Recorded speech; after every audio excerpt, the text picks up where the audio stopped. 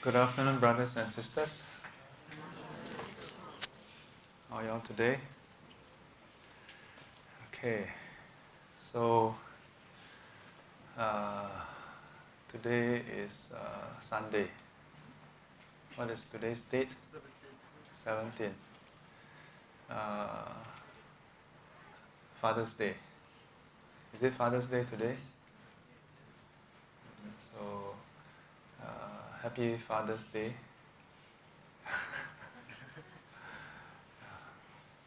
How many fathers are here today?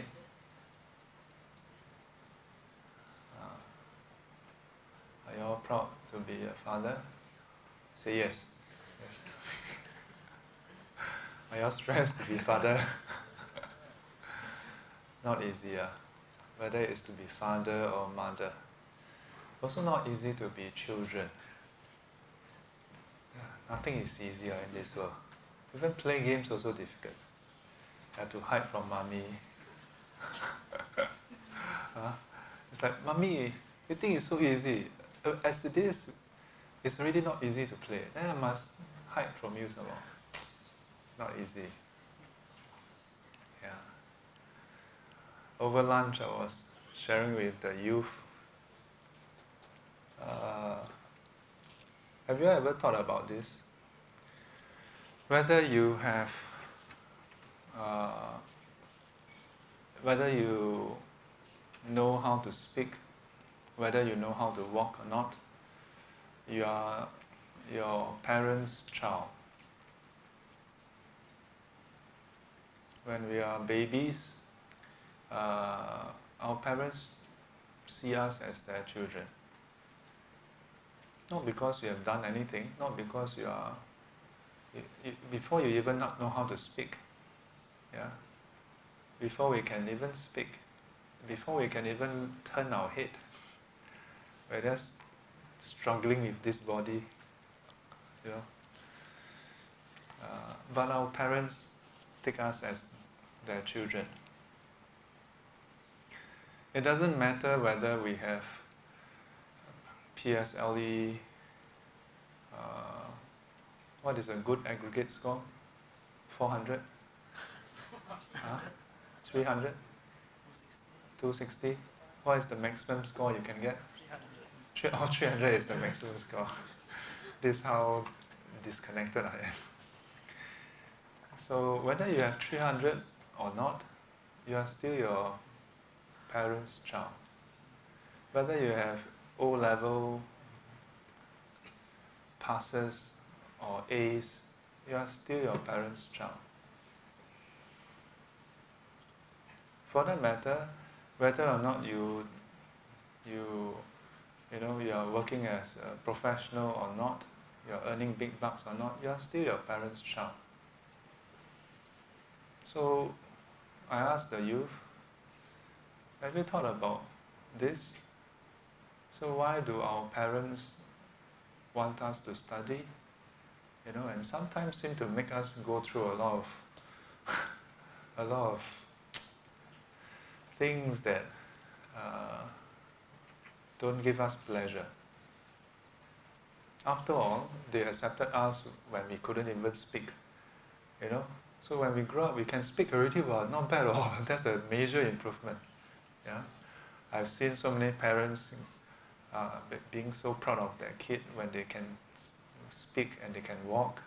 Yeah, and nowadays with handphones, the first step, the first sound they make, all recorded and then put on Facebook. So why do our parents make us go through so much after that? Shouldn't they be contented? Yeah.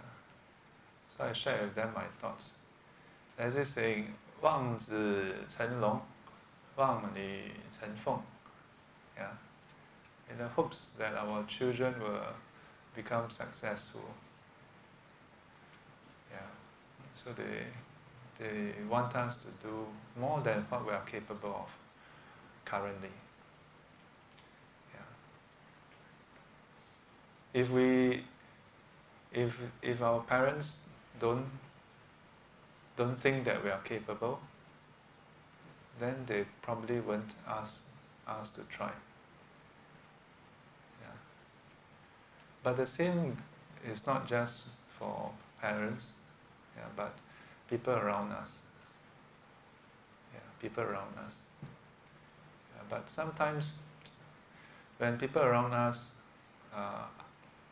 ask us to learn more, try more, does it make us feel good?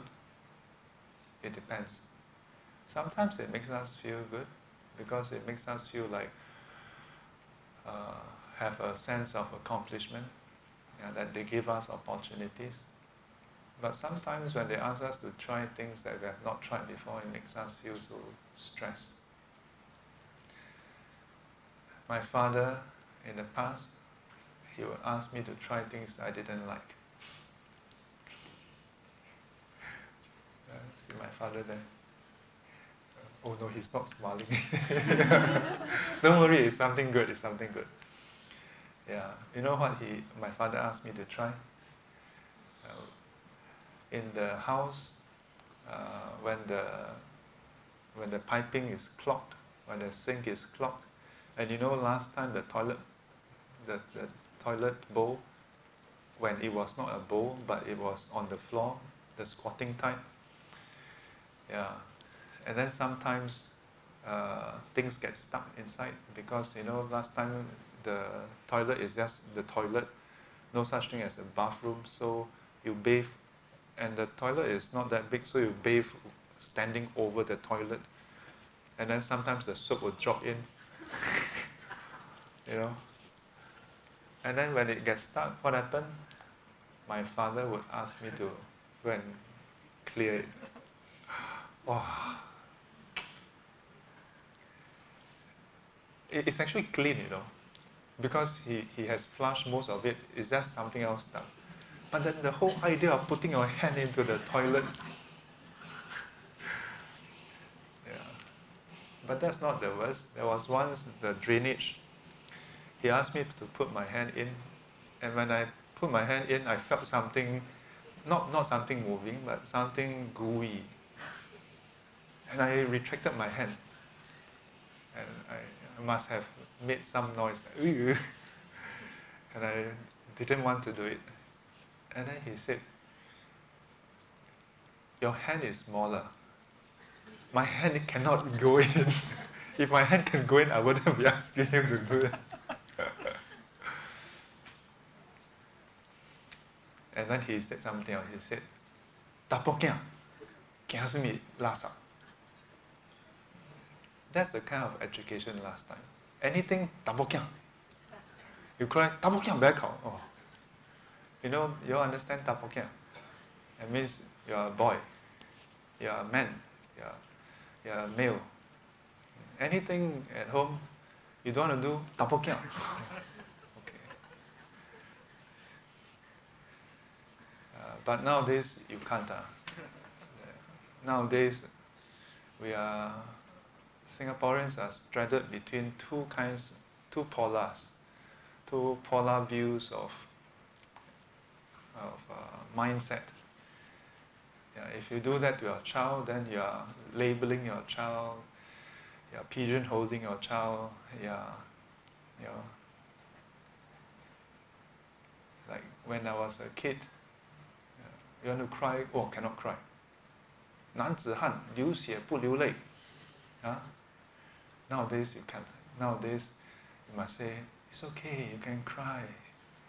Embrace your emotion. Embrace. Now you see what happened to all the boys. Not that I'm against gay or anything. I mean, not my kid. What do I care? Yeah. But that's another topic altogether. Those of you who have attended my talks often enough, you know my stand. What you do in your private life, in your bedroom, that's not my business. Yeah. But my father, all of us have fathers. I don't think my father is the best in the world. Any of you think your father is the best? Come, I give you a slap. Wake up your idea. My father is not the best in the world, but he's the best I have had in this life. Because he's my only father I have. He has imperfections, but he's the best. Yeah.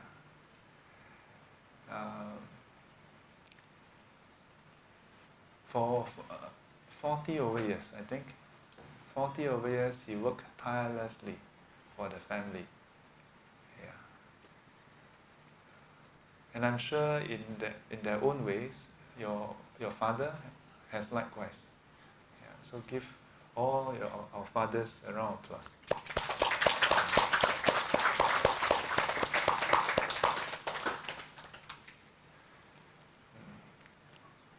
But it wasn't just working for the family. It wasn't just simply working to bring back the... Simi lai zi.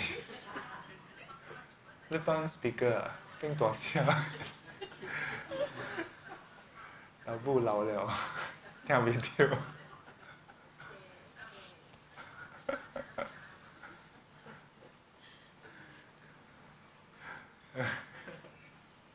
It's okay. It's okay.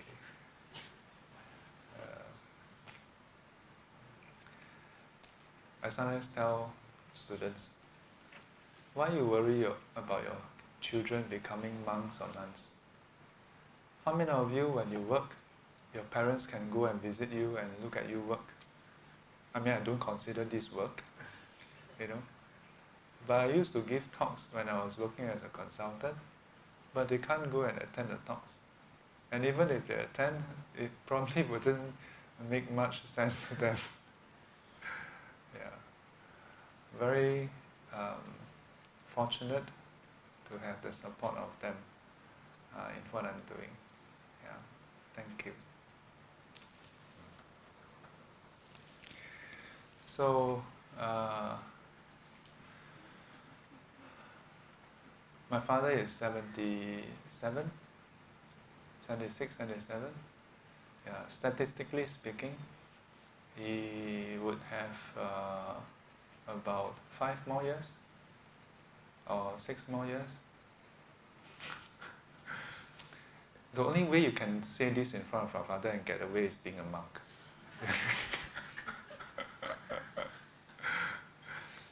Yeah, but when especially for me, because since my childhood, with even my mom, I would just out of the blue, you know, I would just look at her, my mom, and I tell her, "Ma, 你老了嘞."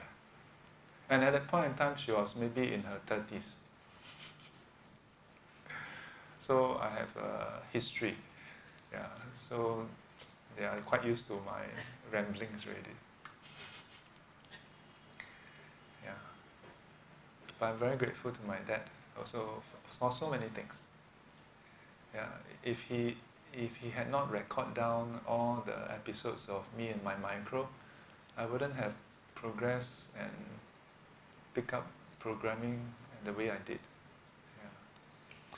Yeah. But today's topic is not on Father's Day. Yeah. So let's see. Who is new on my left? But I was, let me see. How about my right? Ah, yes. Hello. Tell us your name and how you got to know about this group. Uh-huh. And I got to know from Janice. Ah, I see. What did she tell you? Just come. Wow, I see. Welcome, welcome.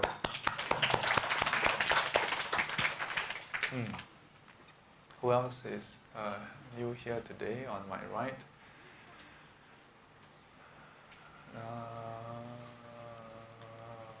Okay, I think the rest are mostly, if not all. Wait, I think there was a gentleman behind. Yes. Have you introduced yourself before? You have? No, right? Tell us your name and how you got to know. Hi, this is my first time here. Uh-huh. I was invited by Ah, I see. Just come and I see. And what is your name? J. J. J-A-Y? Yeah, J. Welcome, welcome.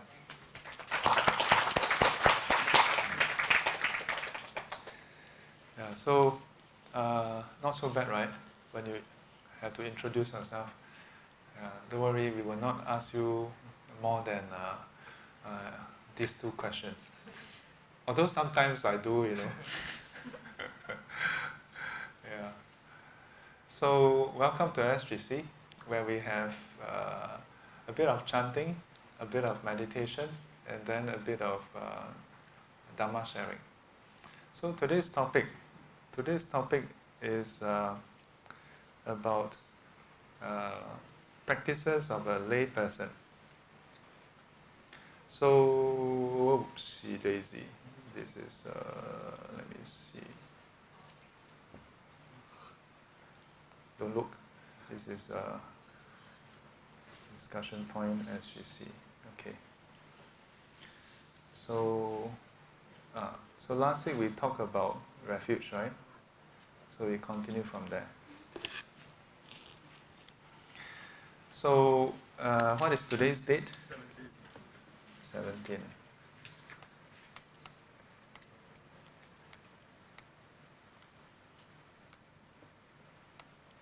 And today's topic, lay practices. There's a whole series that I will be covering on different practices. But today's topic is on dedication of merits, correct? Yeah, dedication of merits.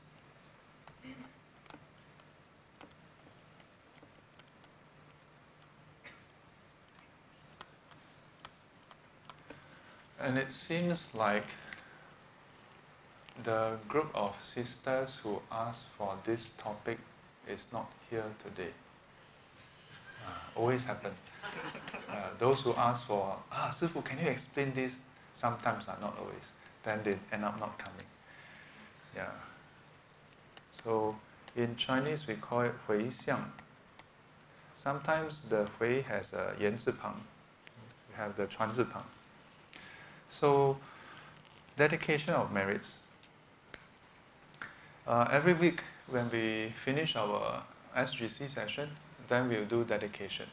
And we do it in Mandarin, 愿消三障诸烦恼, yeah, and so on.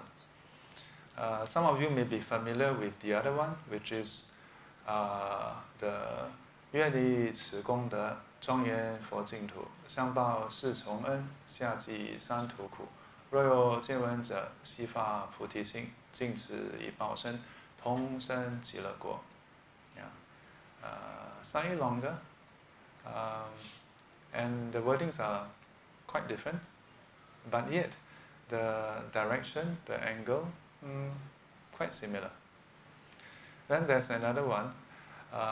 愿以此功德，普及于一切，我等与众生，皆共成佛道。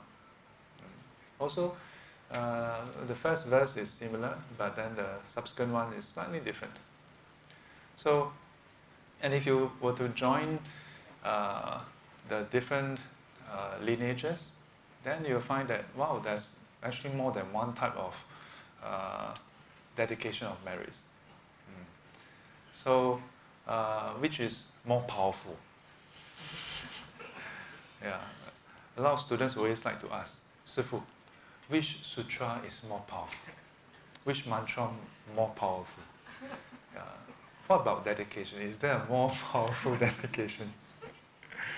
It's just like the chanting bit, you know, the 念珠. Some students will ask me, yeah, which 念珠 is more powerful? Yeah. So to which I tell them, the type of 念珠 that you regularly chant, that is more powerful. If you buy a 念珠 and then you 带, then it's not called 念珠, it's called 带珠. 念珠就是要念, yeah, 念三宝. Yeah. So 回向呢, dedication of merits. Of course, in English it seems quite apparent, dedication of merits. Yeah. In Chinese, 回向 seems a bit vague, but there's some details inside. Yeah. First of all,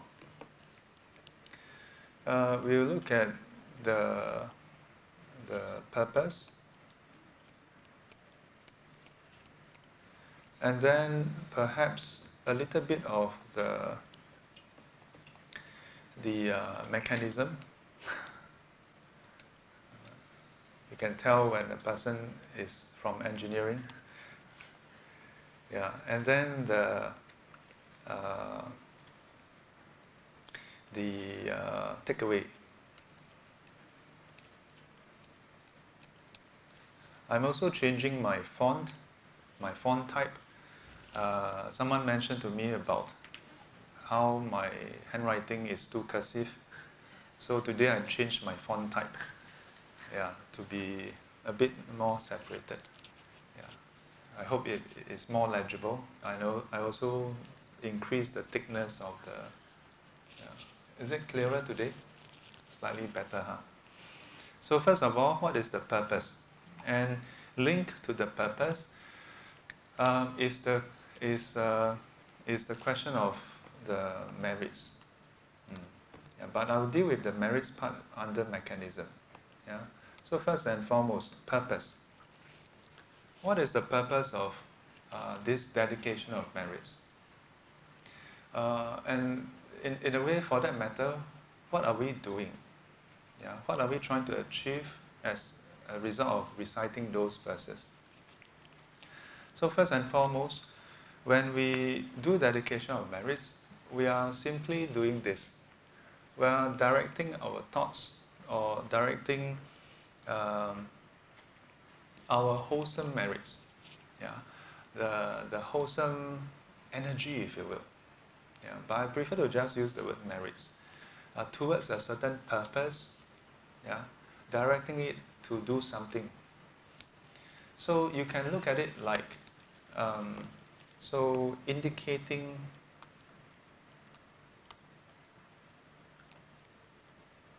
the usage. Purpose is to indicate your usage. Usage of what? Usage of your merits. Yeah.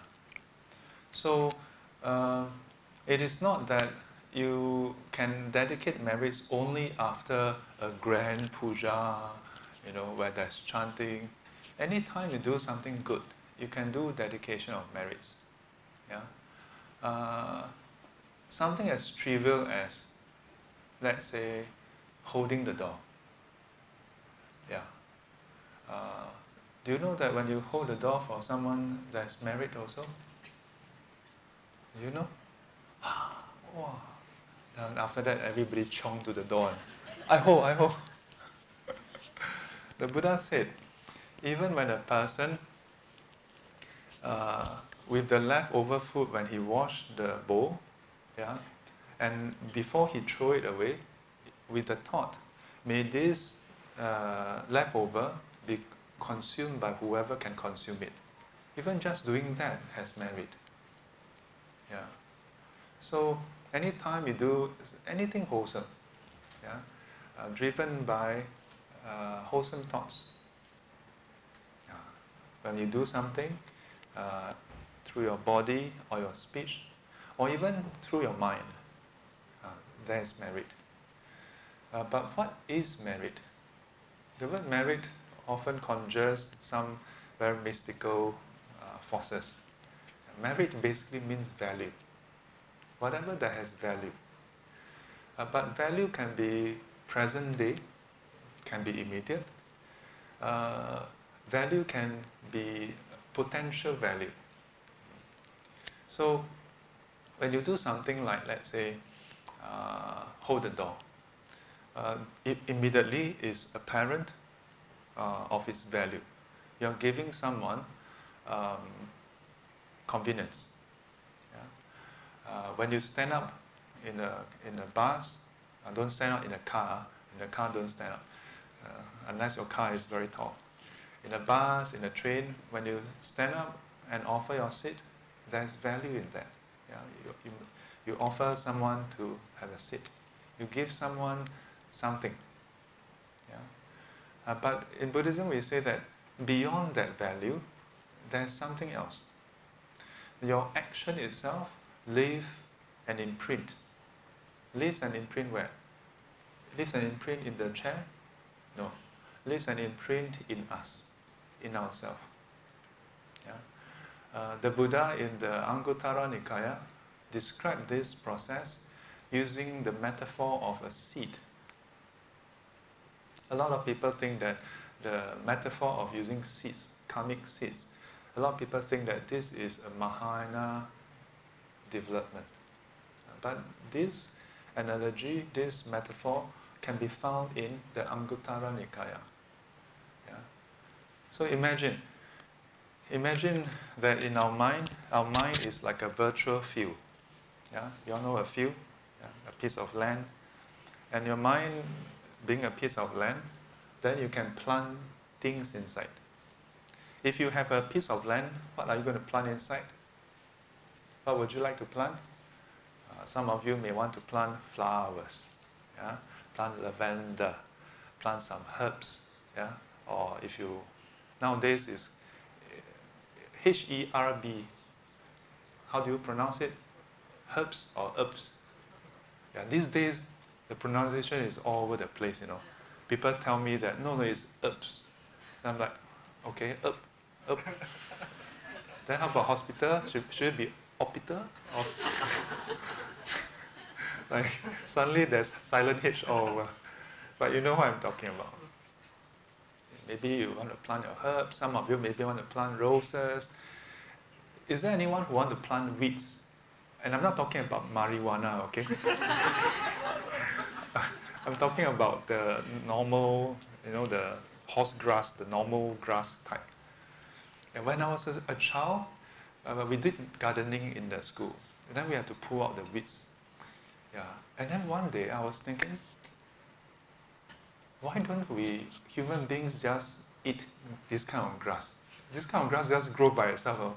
Why do we go and choose to eat things that need so much care? Why don't we just eat those grass that grow by themselves? Yeah, when I was a kid, I had this crazy thought. Like, this will solve so much problem. Why do we want to go and pull them out? So if you depending on what you choose to grow, then you may need to put in more effort. Some grasses don't need effort. Yeah, like the wheat grass, they grow by themselves. So the Buddha used this as an analogy. In various sutta he described. Yeah? So this process,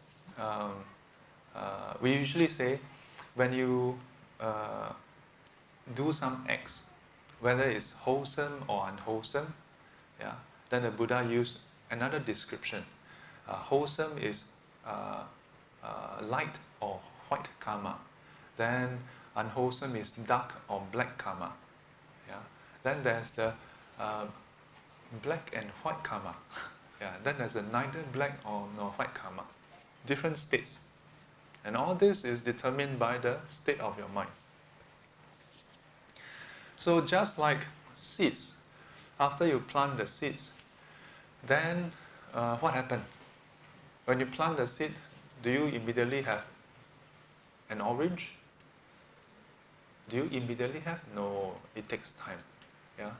And it depends on whether the soil is well irrigated. And some plants need irrigation, some plants prefer to have lesser irrigation. But all of them need some nutrients. Yeah? And with the nutrients, then they grow, blossom, and then ripen. So when we do dedication of merits, what we are doing is basically put a tab, put a post-it note. Yeah. Put it where? Put it in the field. Put it there and say, I want to use this fruit in future for this purpose. Understand? Yeah, you are basically indicating, okay, in future, when this ripen, I want to use this for that. That's basically what we are doing. Yeah. But in fact, this process is always taking place even without you reading the text. Yeah? How many times do you recite the verse? 愿消三障诸烦恼，愿得智慧真明了，不愿罪障悉消除，世世常行菩萨道. How many times do you read in a day? Do you do this after your lunch? Do you do lunch offering on your own? Some of you yes, most of you no. Except when you do lunch offering with Sifu, then you're going to start, then Sunday Sifu, then oh. Or some of you, oh. Yeah, so you may wonder, but lunch is lunch, right? Just eat lah. Then what is there to offer? Yeah. So we dedicate the meal. We dedicate the meal and the effort and the merits of eating the meal mindfully, to something else. Yeah. So even in Buddhism, even eating itself is considered one of the practices. This extends to all the different activities we do in our daily life. How many of you are currently gainfully employed, working? Do you dedicate merits at the end of the day before you go back home? You don't? It's like, 师父, !aiyo! When it's 4:45, you're sian already, mood, I want to go back already. Then some of you say, 4:45, 师父, are you crazy? I only knock off at 10. Yeah. But have you considered 10 to 12 hours of your day? When you go to work, do you just sit there and do nothing like that?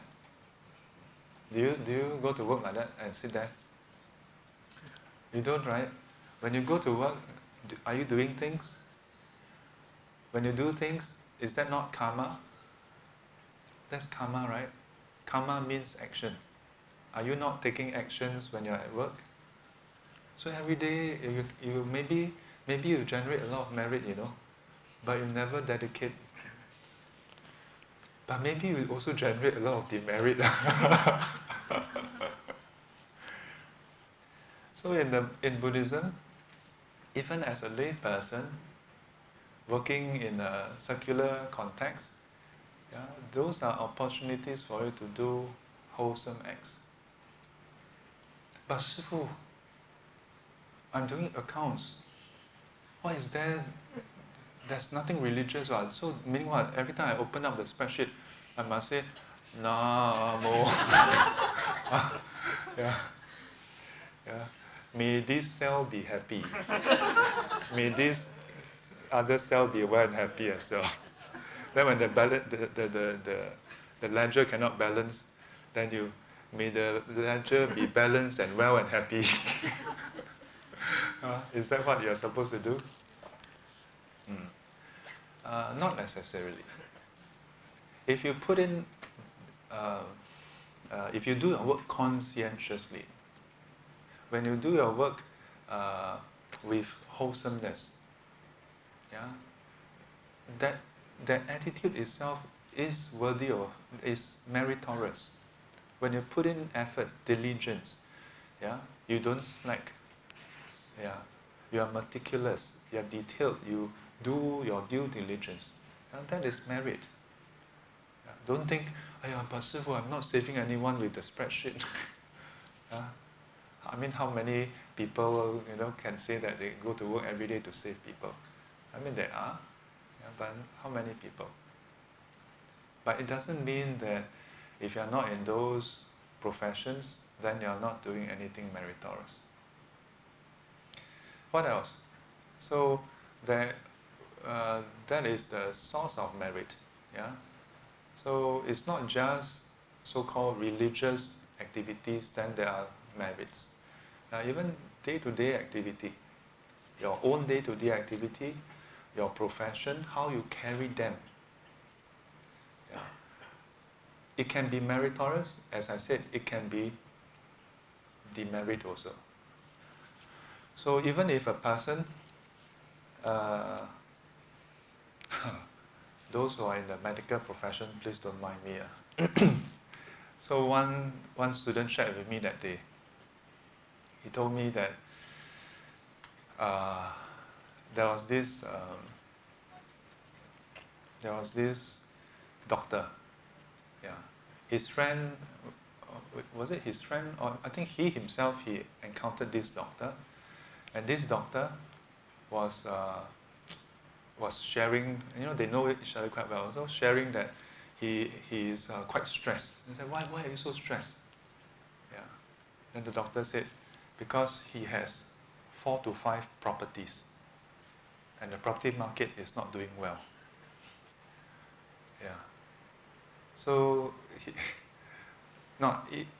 this is just an actual example. Yeah. Doesn't mean that all doctors are like that. The next time when you go to see a doctor, don't look at them with the funny look like.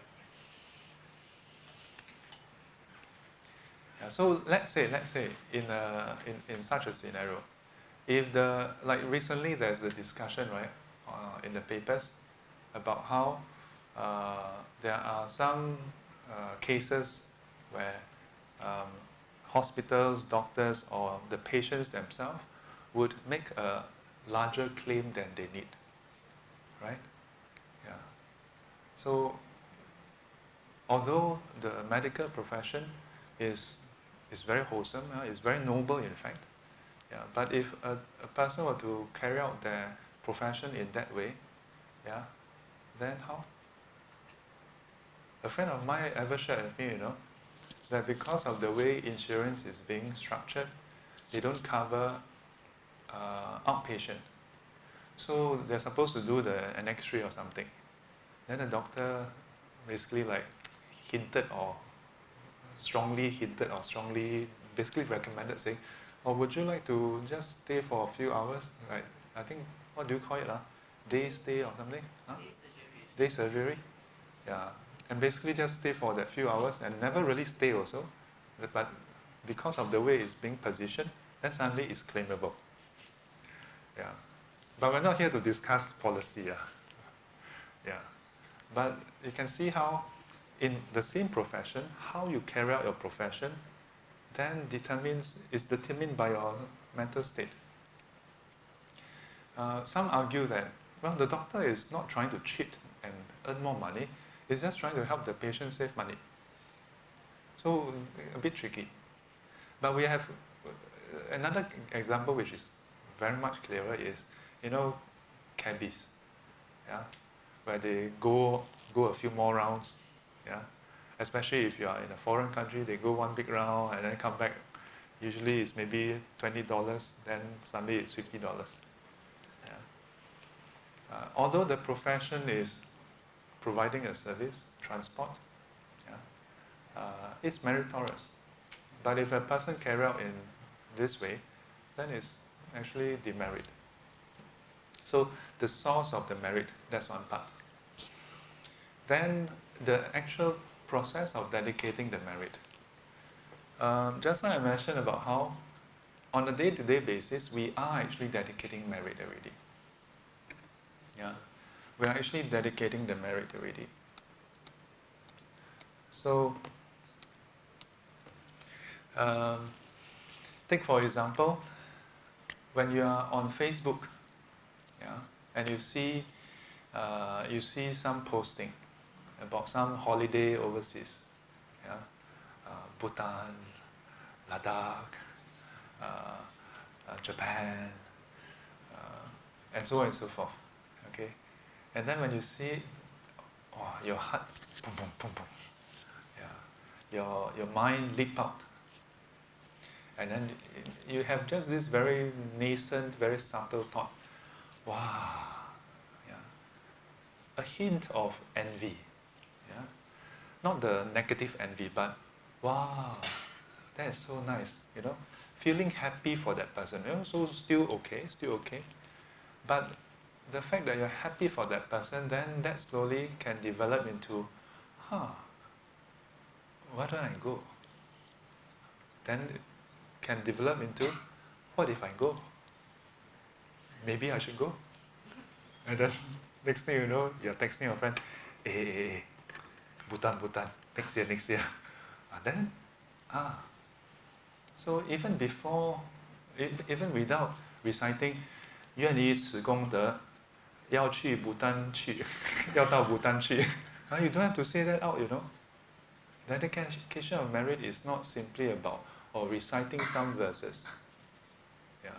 It's about how we direct our mind. How we direct our mind. And that's why in in many teachings given by the masters, they always highlight that important to dedicate merits. Why? Because you think about it. Throughout your day, throughout your week, how many times do we think, may all beings be well and happy? How many times do we think in this way? Maybe a few times. Don't say zero, but apart from the formal dedication of merits, not that much. Yeah. So, by having it incorporated into our practices, yeah, then at least it plants this new kind of direction, yeah, where we try to balance out the worldly dedication. Worldly dedication in a sense, you see an advertisement, you see a posting, and then your heart go in that direction. Yeah. So 回向, the word 回向 has that essence. Yeah. That it turns your heart, your mind towards that direction. Yeah. But in this case, 向哪里? Turn towards what? Towards wholesomeness, towards enlightenment, towards end of suffering. Like when you are in the office and you just had a meeting with your boss and your boss just give you some rubbish. After that, when you come out from the meeting, do you naturally think, may my boss be well and happy? Do you think in this way? Yeah. Maybe you think in this way. Yeah. Maybe you think, may my boss be well and happy. May he retire soon.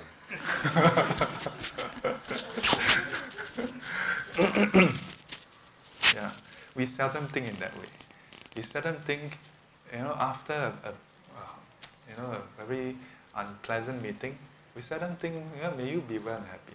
Instead, we think, then when we come out, then your nice colleague come and say, hey, what happened? Wow, we can hear you all screaming and shouting. Huh? Okay or not? Actually, it's okay. Just leave you alone. You're okay. Then when your colleague come and torture you, then you not okay already. And then the stupid boss. Yesterday like that, then today like that. What you want? So we may not actively think, may you what, but in our mind we are having negative thoughts. Sometimes we may be so upset that we actually formulate, and verbalize it some more. Yeah? Come. Go tea break, do tea break. Afternoon, 咪做工了，閒啦. Then go tea break, then over coffee beer and tea leaf or Starbucks or whatever, go Yakult, then usually you just take half an hour break. I'm fed up. Or then after that, take 2-hour break. You just dedicated. You just did.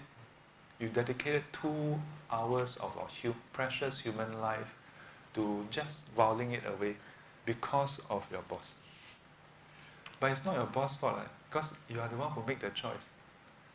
So by doing that, you are dedicating your life away to, maybe it makes you feel good. Yeah, I'm not denying that. We have all been there before. Yeah.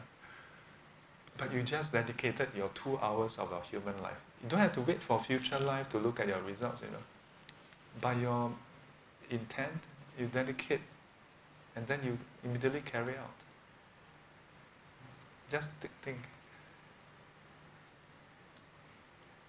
Is our own life actually.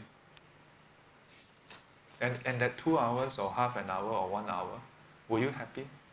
Yeah.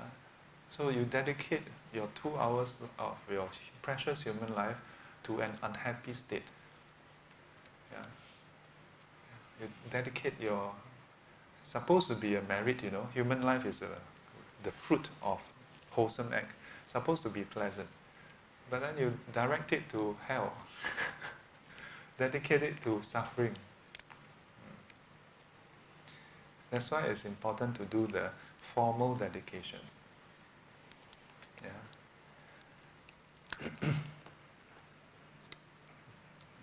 So the type.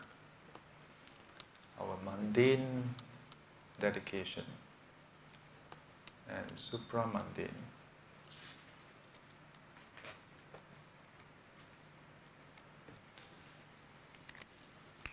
Or sometimes, when you have kids, not when you have kids, if you have kids, you have kids. You don't have kids, you don't have kids. Right? Suddenly I have kids.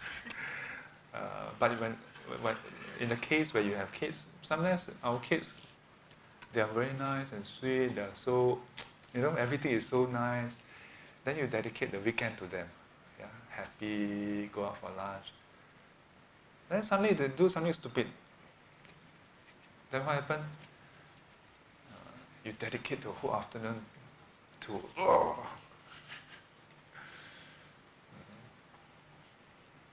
So dedication.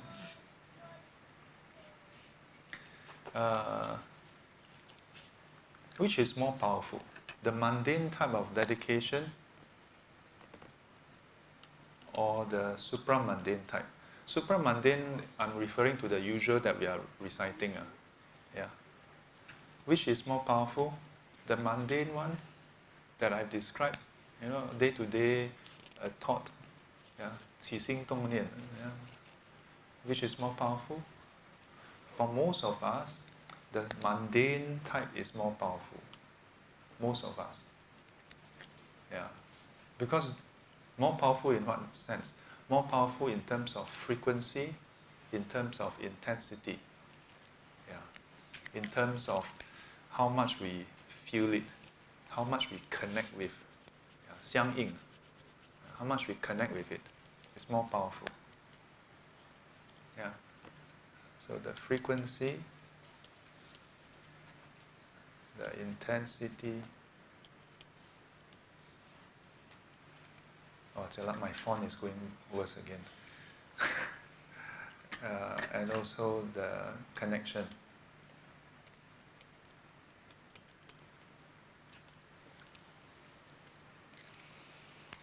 So in terms of frequency, the supramundane type, we seldom do it.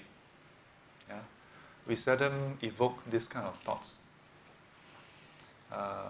We seldom on our own just think, 愿消三障诸烦恼. I will explain a bit more what this is. But to begin with, we don't do it that much. And then number two, the intensity. Yeah, it's linked to the connection. Intensity.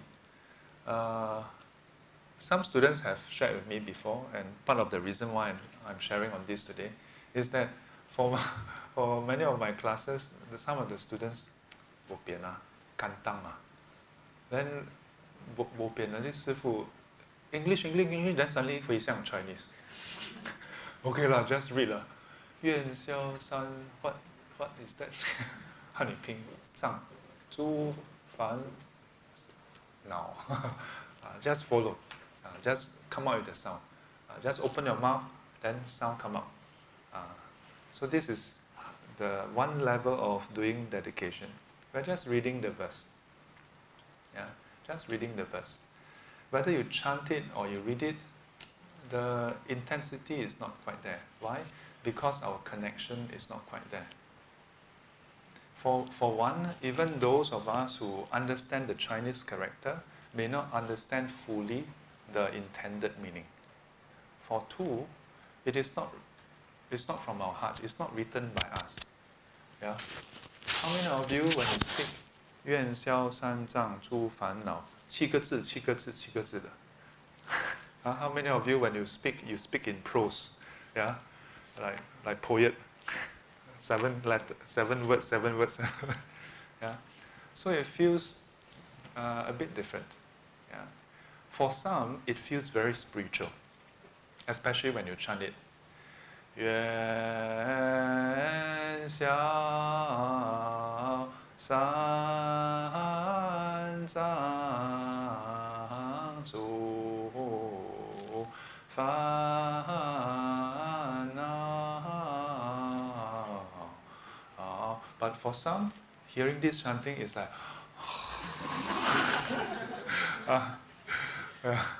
hearing this chanting may evoke some epilepsy or fear. I don't know. Yeah, especially my chanting. Cannot make it kind of chanting. So the compared to the mundane type, it is totally how you feel. So then, what for do the supramundane? Yeah, and how, or perhaps how can we do the supramundane type such that we connect with it more? So the meaning.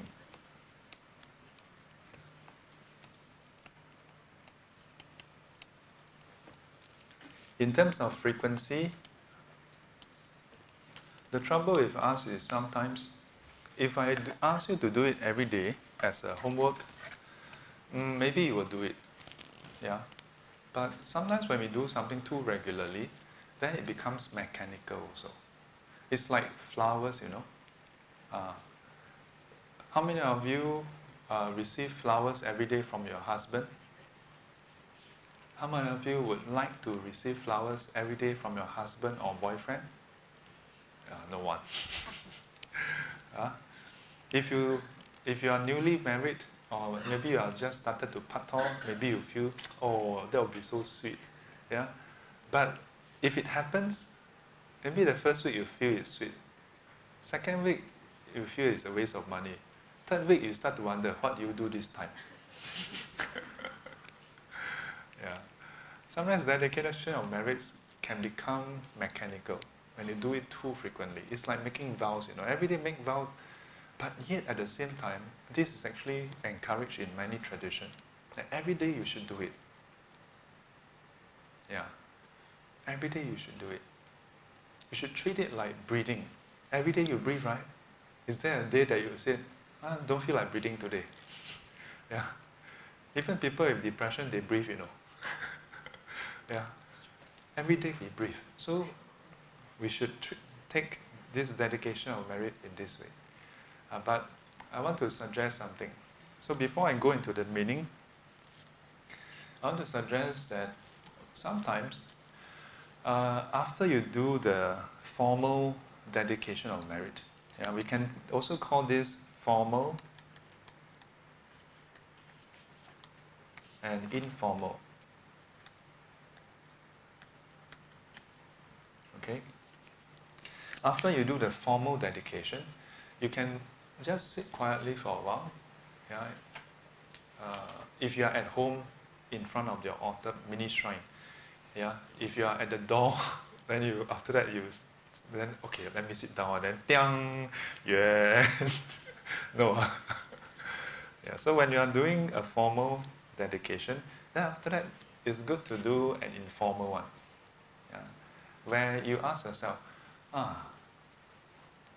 what do you want to, if you can sort of picture your merits like a present box, you know, yeah, like a gift. Then what do you want to do with this gift? Yeah, what do you want to do with it? Yeah. Do you want to use it in a certain way, or who would the recipient be? To help you sort of make it more personal. Yeah. And ask yourself, how do you want to use this? Simply as that. Yeah. It's because as much as all the different verses of dedication of merit seem to differ, they are all about that. About helping us to direct our wholesomeness towards a purpose.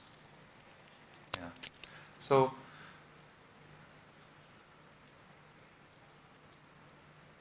let me see.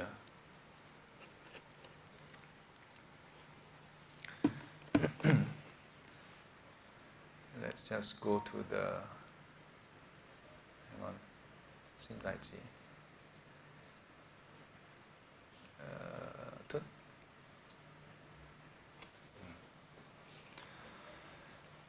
So let me just go to this so that when you do your...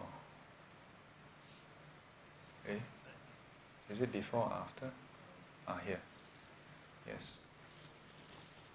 So this is the one that we are always reciting, right? Yeah.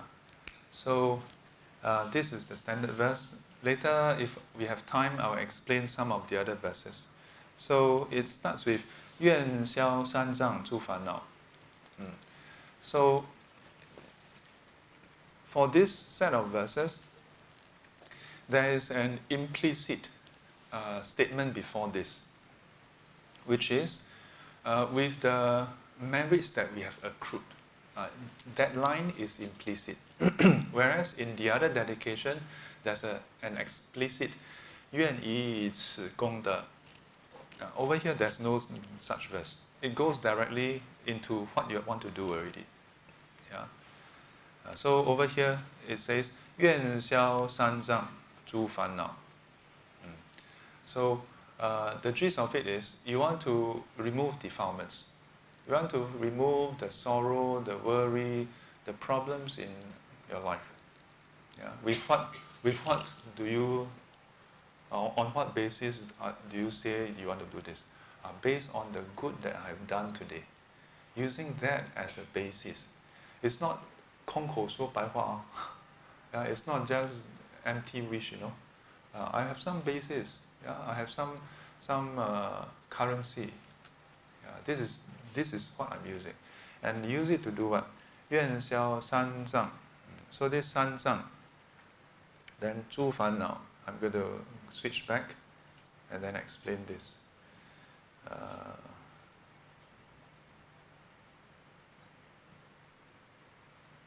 Okay. So 三障.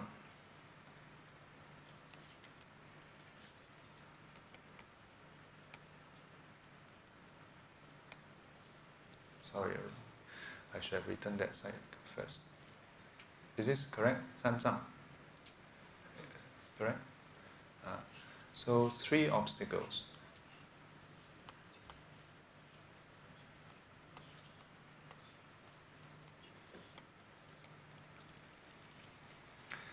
So in various teachings, this has been highlighted most prominently in this teaching called the 三昧水忏. Yes.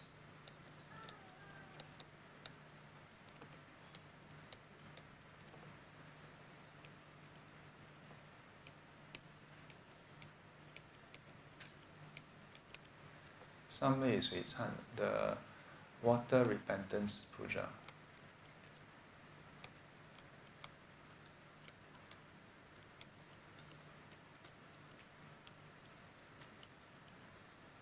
What am I writing?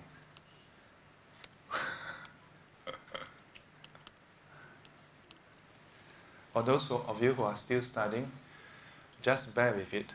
Once you finish your studies, you can write whatever, and you know. But then again, if you go to work and you anyhow write, your boss will still complain. Yeah. So in the water repentance puja, this is explicitly highlighted and explained. So inside the sheet, or not really the sheet, the front part of the repentance puja. How many of you know about the Sui Chan? How many of you raise your hand? When I say raise, let me see your hand. 2%, 3%. Huh? Only 3%, 4%. The rest of you don't know what is Sui Chan. Okay. Then maybe next time we can have a discussion, or I can share with you on this. So in the opening, it describes how throughout samsara, sentient beings have been going through all kinds of suffering. But all this suffering can be subsumed under 3. And the 3 are 这个烦恼业果报. 烦恼业果报. Yeah. So defilements, karma, and vipaka, which is the fruit. Yeah. So we have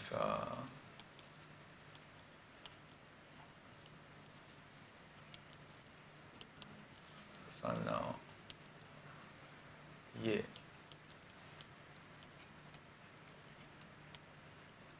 Then 果报.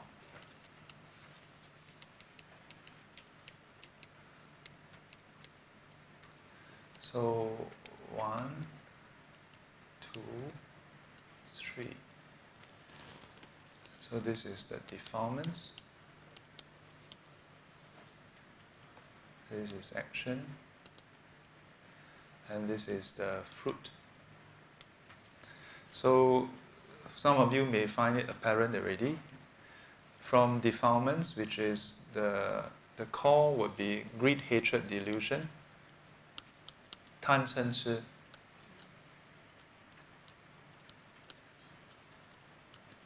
Yeah. But do not think that it's limited to just these three. These are three broad umbrellas, and basically any kind of unwholesome states in the mind can be seen as a defilement. Yeah, whether it's primary or secondary. And then, driven by defilements, we carry out actions which are unwholesome, and from the action, we get the results, the fruit. Yeah? And so because of these three, in the teaching it says, we suffer. And because of these three are also known as obstacles. Yeah. Why? Because they obstruct us from performing wholesome deeds. Yeah, wholesome deeds that can result in human and heavenly rebirth. Yeah, so these three is what we call the three obstacles, the sanzang.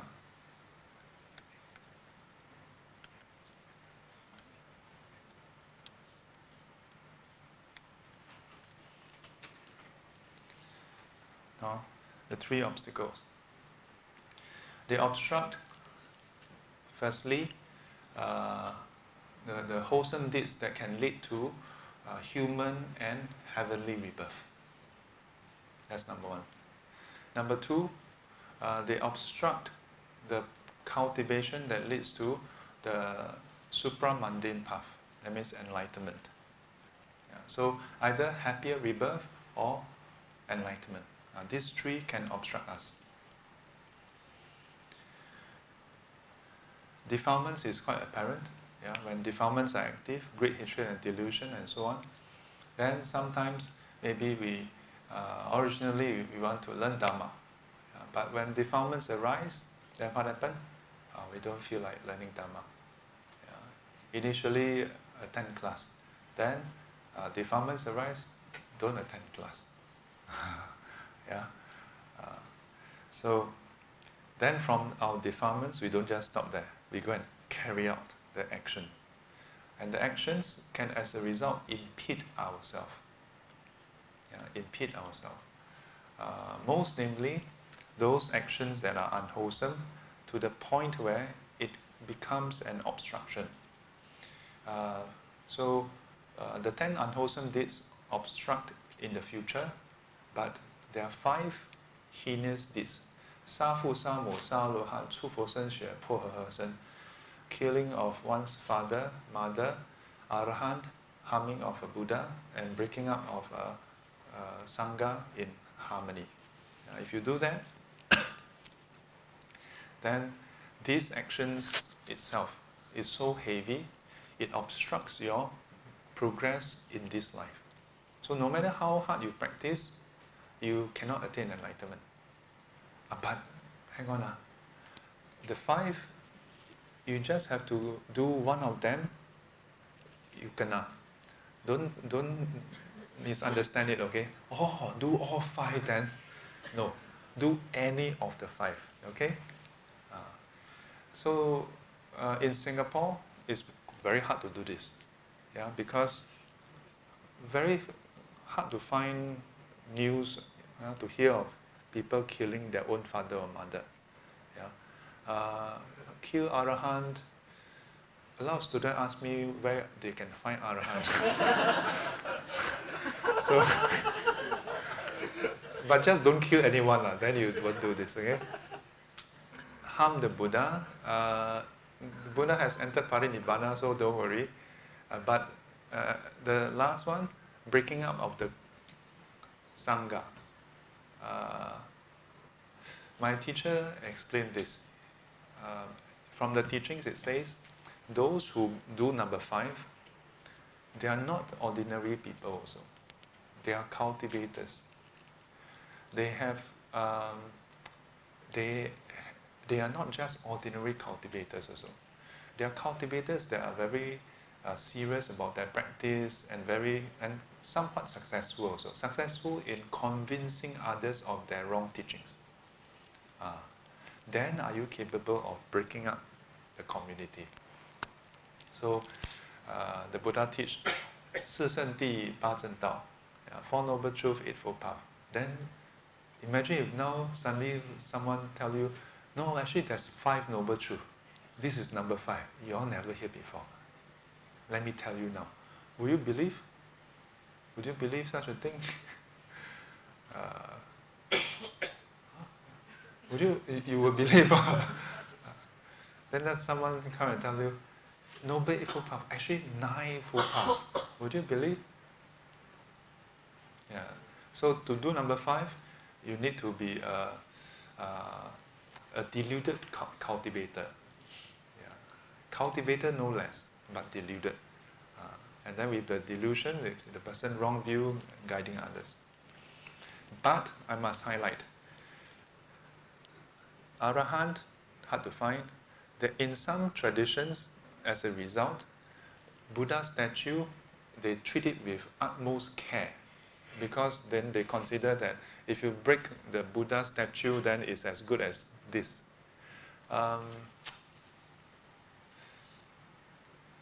I would say it depends. If it's an accident, like you come back one day and then you come back home, then you find the Buddha fallen on the ground, then pitch up, the hand broke. Maybe the wind, and then the wind is so strong, piak. Or your house has a cat, then the cat, first cat also don't want, meow, meow, pak. Yeah.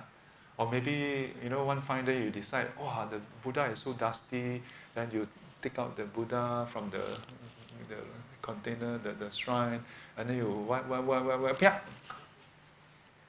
Then how? Oh, jalat. These 5 hinders did. After this life, no progress. Next life, reborn in Avicii hell. Hell of no interruption.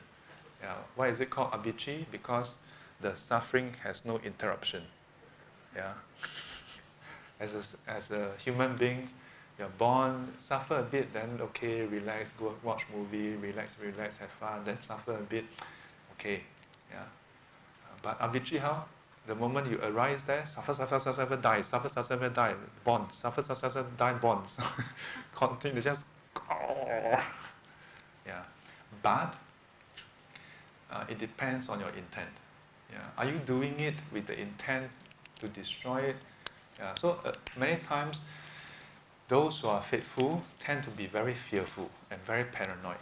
Like that, wow, why go to hell like that? Yeah. Please don't live your life in fear. Buddhism is supposed to uplift you, to help us to go towards light.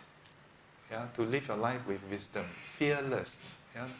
In many of the carving, the Buddha has this hand gesture. What is this? This is not the traffic, the police stop, no. In Buddhism, this is abhaya, fearlessness. Yeah, the Buddha put up this sign, yeah, fearlessness, giving of fearlessness.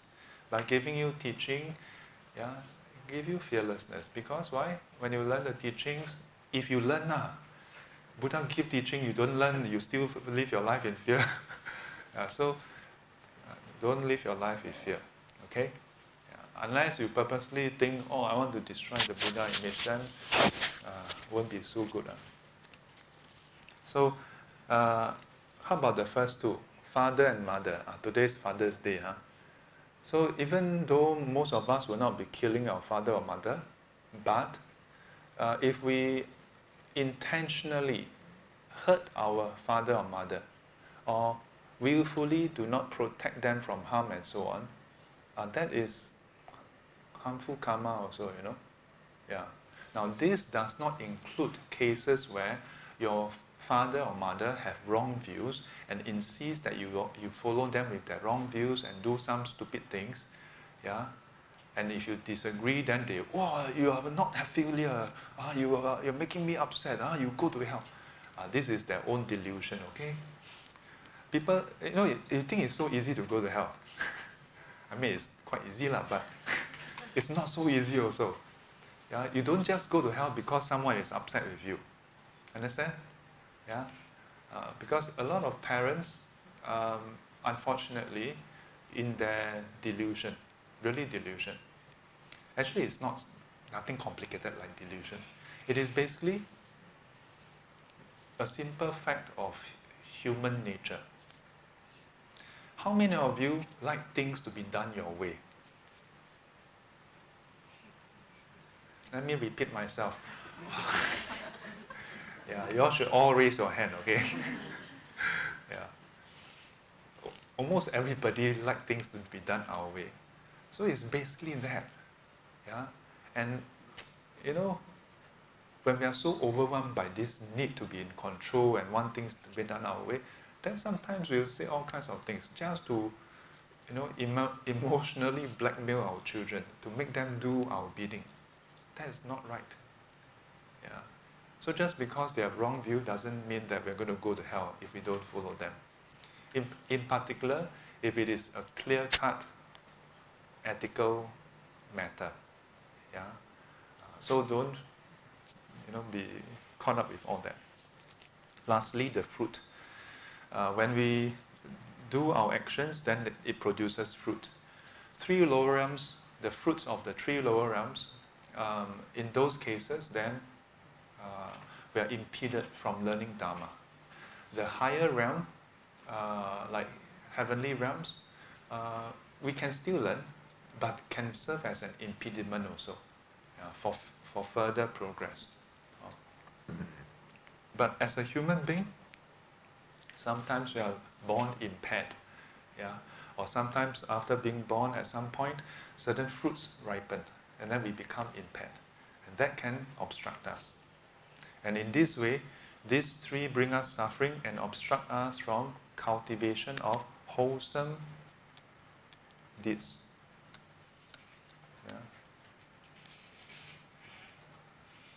Obstruct, not that this is wholesome, but this obstructs wholesome deeds.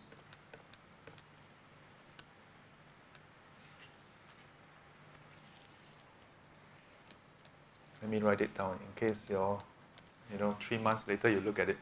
Obstacles are wholesome deeds. Wholesome deeds are obstacles? Yeah. So with this, 愿消三障诸烦恼. Does it make more sense now? Yeah.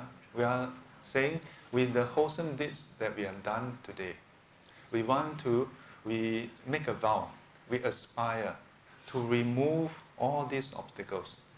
Yeah. All the different types of defilements.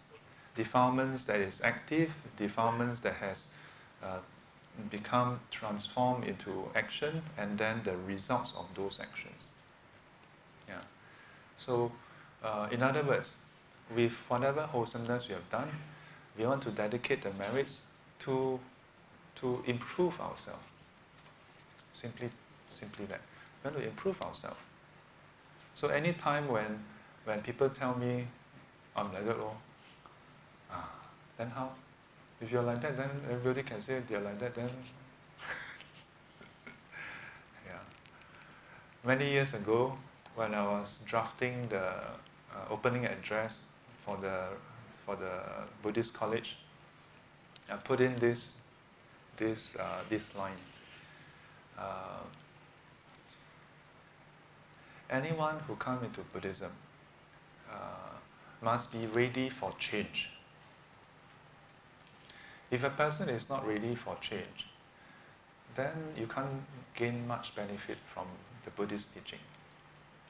You must be open to change. You may not be able to change yet. It's okay. but you must want to change. Wanting to change and being able to change is two different things. Yeah. It's okay if you are not able to change immediately, but you must point towards that direction of change. Yeah. So the opening verse, 愿消三障诸烦恼. Then the next one, 愿得智慧真明了. Yeah. So the first verse can be seen as mainly directed to ourselves, to remove our own suffering. Then, but to do this in a long term, you need to have wisdom. Yeah, so follow up with this, 愿得智慧真明了. We vow to attain the wisdom that is eliminating. Yeah. Because when defilements arise, you can stop it. Yeah. But to totally eradicate defilements, to put an end to wrong actions, you need to have wisdom ultimately. It is wisdom that is the solution. Yeah. Rules, regulations, precepts is a supportive practice. Yeah. Not that we should drop, but it is a supportive practice. Ultimately, it is a change in your mindset, which is wisdom. That is what we should be striving for. Yeah. So, this part should be quite apparent. Yeah. I mean, I can go 2 hours with the 智慧 and Ming as well. But I keep checking the time. 普愿罪障悉消除. So the first two is still more towards ourselves, but starting to go long term. And here, 普愿罪障悉消除. 普, universal. Not just for ourselves, but universally, to all. 普愿罪障悉消除. So this 罪障 is still referring to the first line, that now not just for yourself, but you would like to strive to help all, universally. Not just your friends, not just your family, but universally. For all to be free of this. Free of all these defilements, obstacles, and suffering.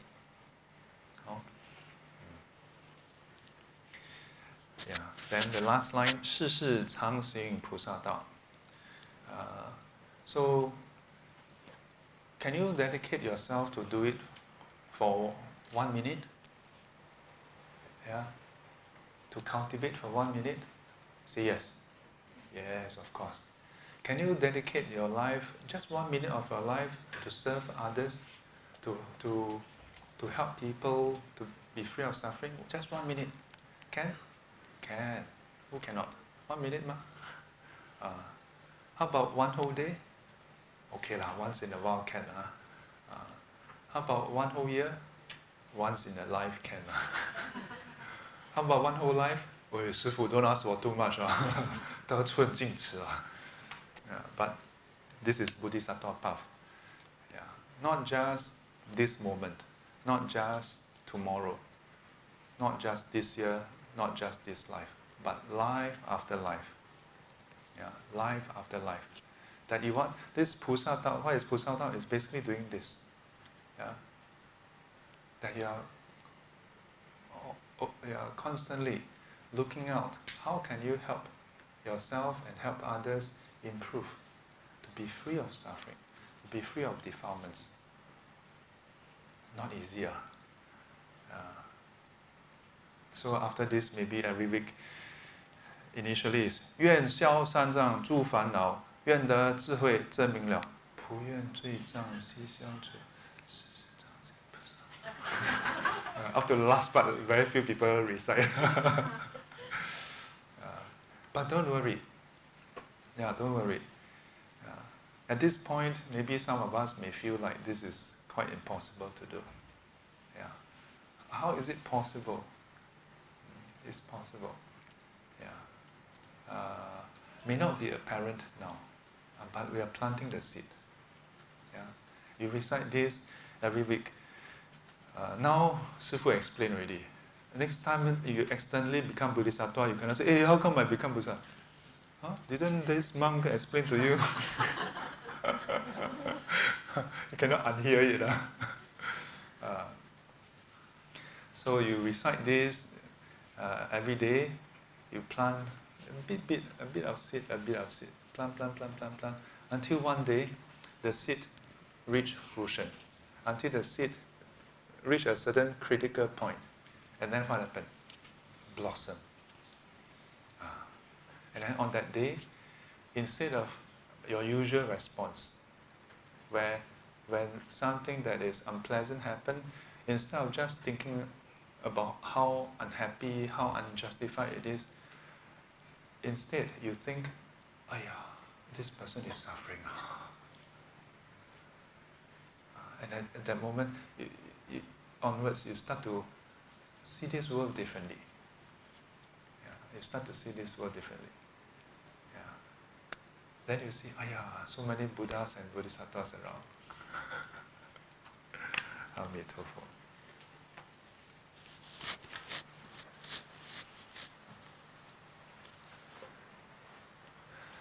愿消三障诸烦恼，愿消三障诸烦恼，愿得智慧真明了，愿得智慧真明了，普愿罪障悉消除，普愿罪障悉消除，世世常行菩萨道。世世常行菩萨道。阿弥陀佛。阿弥陀佛。起立。